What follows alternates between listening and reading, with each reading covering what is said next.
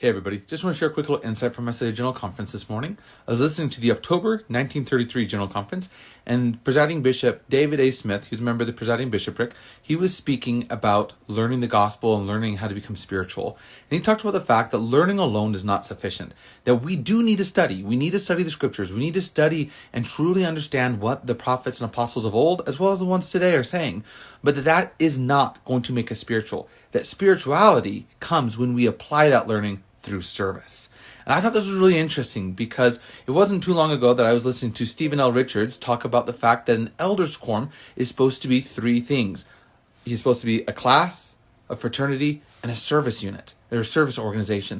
And I always thought that was quite interesting that those were the three things that he outlined. But when I heard Bishop Smith talk about the fact that learning the gospel is not completely sufficient, that we have to serve as well, that's when I realized an elders quorum needs to have both Sunday learning as well as service opportunities to apply that learning. And that's why so many of us feel like our elders quorum is not an actual place of learning, is because we may be learning the book, but we're not actually applying it. We're not actually taking that learning to the next step and having that wisdom, having that spirituality come from learning the gospel. We learn of service, we speak of service, we talk of service. But when was the last time your elders quorum had a service project?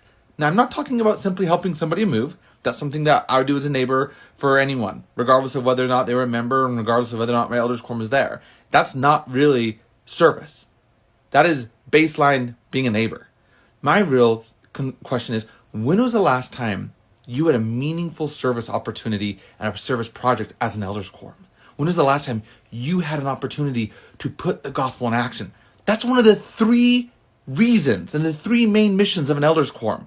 That should be by which we judge whether or not the quorums we are in are failures or successes. Are they a class? Are they a fraternity? Are they a service unit?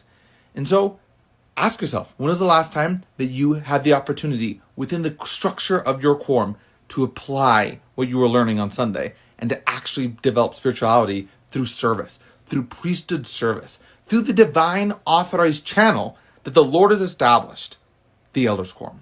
And I think that was just a fascinating little connection that I had today while I was listening to Bishop David A. Smith's talk. And I was like, oh, the dots just connected. And so I hope you enjoyed this insight, and I hope you follow this page because I try to share these insights from my study of the General Conference reports that I listen to every single morning. Have a great one.